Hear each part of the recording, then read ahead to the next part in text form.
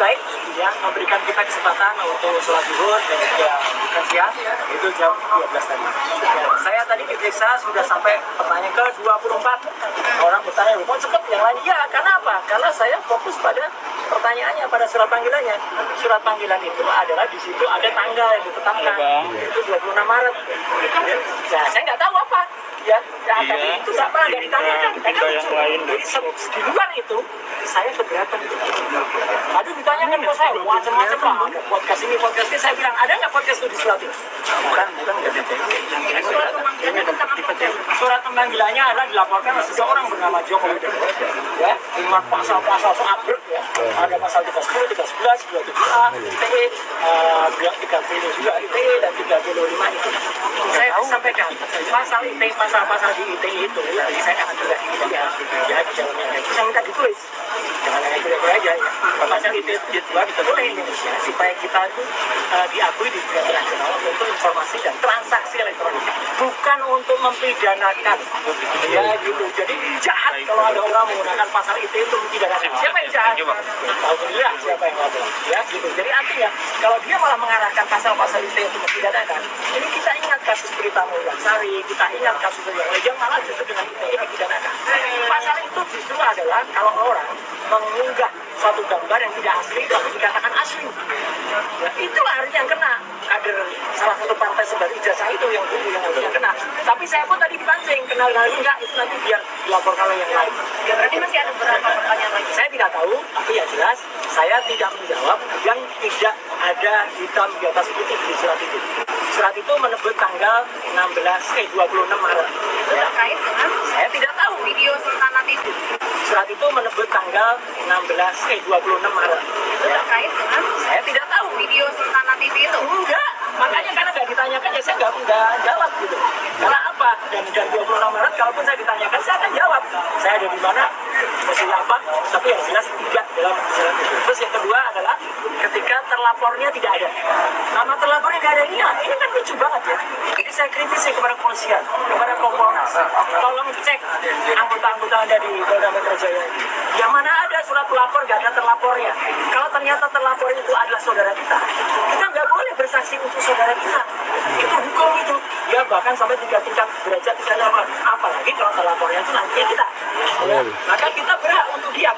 Gitu. Jadi satu lapornya, kedua undang-undangnya yang dipakai adalah kasasi lupa.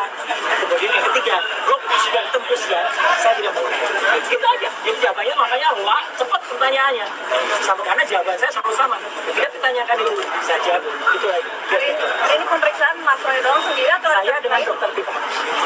Ada dokter Tifma. Ini pemeriksaan Mas Roy doang sendiri atau Saya dengan dokter Tifma. Ada dokter Tifma. Ya. Mas Roy didampingi siapa aja? Saya didampingi kuasa hukum saya. Oke, gitu ya. Makasih ya. Bang, terakhir bang. Kan kemarin Pak Jokowi bertemu dengan dosen pembimbingnya tuh. Nah, mungkin tanggapan dari Bang Salam hormat saya kepada Pak Kasmujo. Kasihan beliau di usia 75 diseret-seret ya. Dan saya ambil kata-kata Pak Kasmujo. Ini kejujuran yang penting. Betul Pak Kasmujo. Ajarkan kejujuran untuk dia. Gitu loh. Karena apa? Karena dia itu tadinya disetting untuk seolah-olah menjadi dosen pembimbing skripsi. Ya itu ada kalimatnya di tahun 2017 kan. Gitu. Ini Pak Kasmujo bolak-balik pulang. Gitu. Bolak banget. Gitu. Dan dia terima kasih Pak Kasmujo yang telah membimbing skripsi saya. Jelas kan skripsi. Tapi ternyata nama Pak Kasmujo gak ada di skripsinya. Mas Roy meyakini kalau ini benar-benar palsu begitu. Ya biarkan nanti yang lebih. Tapi kalaupun nanti ada hasil lapor, semoga lapor itu nanti harus tidak hanya berupa keterangan singkat ini asli atau tidak. Enggak, lapor itu harus detail. Satu, ijazahnya ditampilkan. Jadi semua orang bisa nguji. Sama enggak itu yang asli atau tidak? Enggak, lapor itu harus detail. Satu, ijazahnya ditampilkan. Jadi semua orang bisa nguji. Sama enggak itu yang diunggah oleh si kader partai itu? Kalau beda, berarti kader partai itu menyebarkan hoax. Gampang kan? Kalau sama, berarti saya menganalisis gambar yang sama. Nggak bisa lagi kan dikejar-kejar. Yang kedua adalah hasil itu jelas. Kertasnya apa? Itu carbon datingnya bunyinya apa? Kertas itu seratnya gimana-gimana. Terus tidak-tidaknya ada 5 atau lebih jenis tinta di situ. Itu jelas. Tinta pertama tulisannya ijazah, terus dikeluarkan bla bla bla undang-undang segala macam. Itu tinta pertama. Tinta yang kedua emboss logo UGM-nya. Itu tintanya beda. Nanti terdiri dari apa? 3, tinta penanda tangannya. Ya, rektor UGM dan dekannya.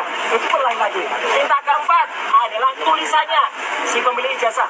Misalnya siapa gitu, Joko Widodo gitu. Itu kita yang lagi jadi tempel WhatsApp.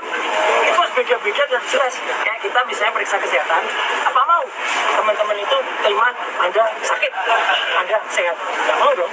Kita detail SGPT, SGWOT-nya berapa, gula darah sebelum makan berapa, gula darah setelah makan, dan harus seperti itu.